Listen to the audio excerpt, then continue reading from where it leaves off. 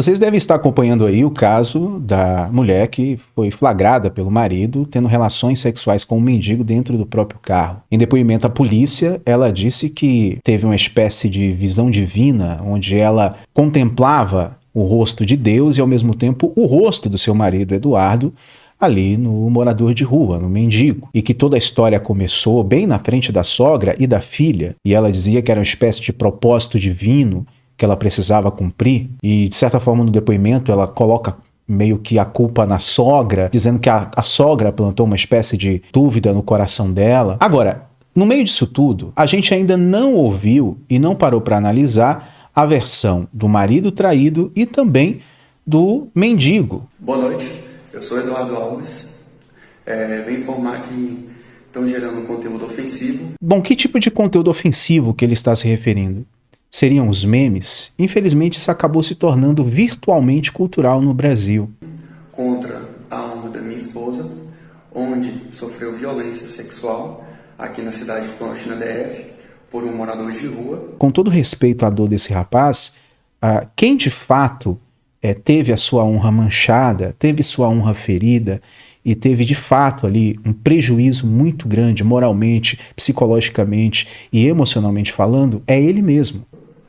E diante disso, vejo que os fatos têm sido transmitidos de maneira errônea por ambas as partes. Com todo respeito ao Eduardo, os fatos não estão sendo transmitidos de maneira errônea. Os fatos estão sendo reproduzidos com base no depoimento da esposa dele, nas imagens e agora, para piorar, com base no depoimento do mendigo, que eu já vou apresentar para vocês. Sendo que no momento o que deveria estar preocupado é a saúde dela, até porque a mesma se encontra internada. Bom, ele enfatiza mais uma vez a saúde dela. Obviamente ele está falando da saúde mental. Então ele está mais uma vez reforçando que ela teve uma espécie de surto psicótico, abandonando toda a possibilidade de ser uma espécie de fetiche ou uma traição muito bem pensada, muito bem premeditada. Como eu falei no vídeo de ontem, fetiches ainda são problemas emocionais, problemas psicológicos. No entanto, não são problemas que levam a pessoa a um total descontrole, na maioria dos casos. Nos baseando no próprio depoimento dela, nós vemos que ela poderia ter, sim, um controle sobre a situação, mas a coisa complica com o depoimento do mendigo, que daqui a pouco eu vou mostrar para vocês. E ela terceiriza a culpa sempre, ela nunca traz a culpa para si própria. Como uma pessoa em pleno surto psicótico poderia ter capacidade de culpar até mesmo a própria sogra pela traição cometida, ainda mais com um morador em situação de rua? Mediante a isso, eu venho pedir, que pare com essa questão de divulgação, ainda mais da maneira errada, e porque, querendo ou não, está prejudicando toda a família, a mim e a Sandra, quando na realidade os cuidados deveriam estar sendo voltados apenas na melhora dela, da Sandra, tá ok?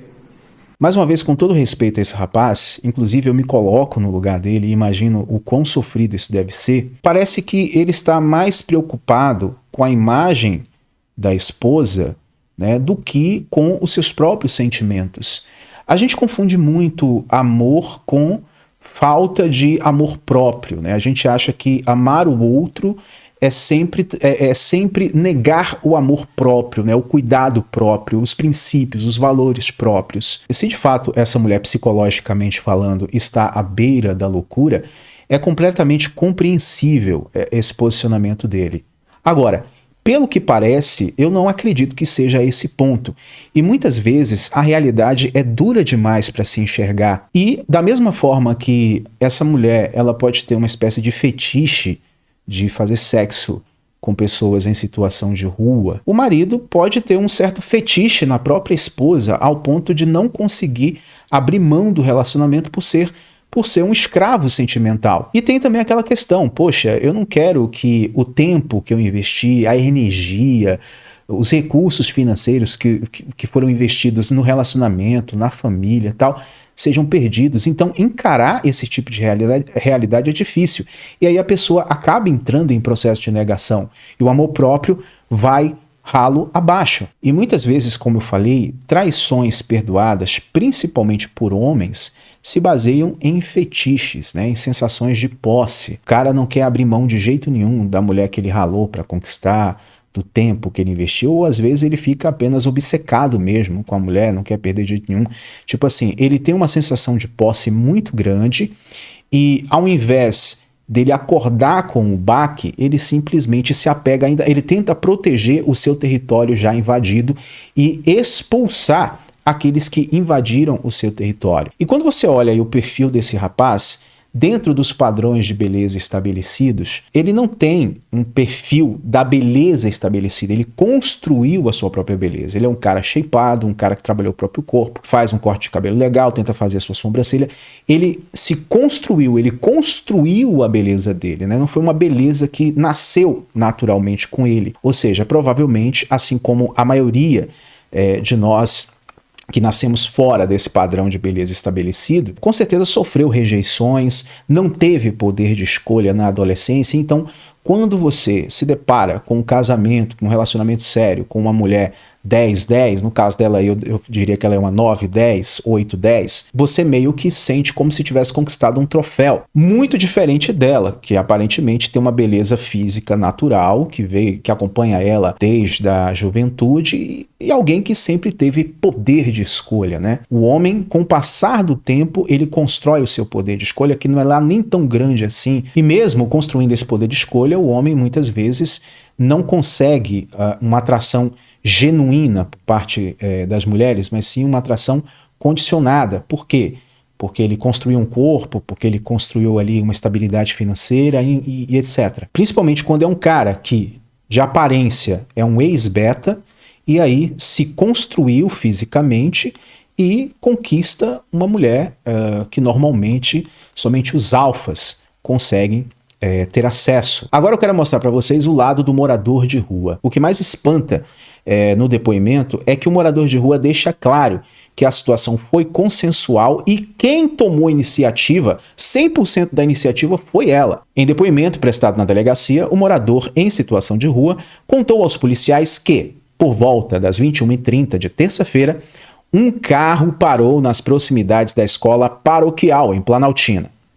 Dentro do veículo estaria a companheira do personal trainer.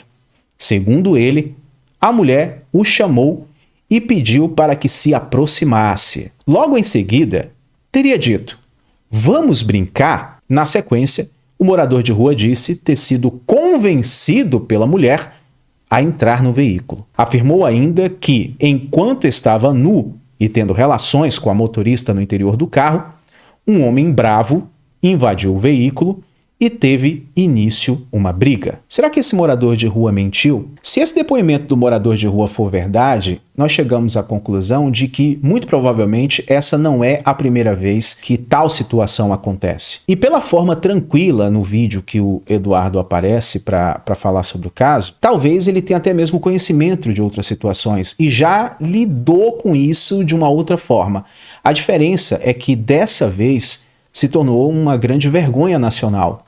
E é claro que isso causa danos irreparáveis à sua moral, à sua honra. E sabe por que, por um certo lado, o depoimento desse morador de rua me convence? Porque normalmente um morador de rua ele já tem a sua autoestima completamente deteriorada. Ele sabe a situação que ele se encontra. A grande maioria dos moradores de rua, mais de 90%, são homens frustrados. Então, dificilmente, na minha opinião, um morador de rua se aproximaria de uma mulher com aquele padrão de beleza e a chamaria para ter um ato sexual. Então, trabalhando com essa realidade, é quase que impossível um morador de rua ter esse excesso de autoconfiança para dar em cima de uma mulher daquele porte. E falar isso não é ser preconceituoso, é ser realista, porque nós estamos falando de ser humano, e um ser humano com a autoestima baixa, sabe, ele não vai tomar uma iniciativa dessa, essa que é a verdade. E perceba que no depoimento, ele disse que ela o convenceu a entrar no carro, o que dá a entender que ele olhou assim e falou: isso tá bom demais para ser verdade, com certeza é algo ruim, é algo que vai me dar problema. Sabe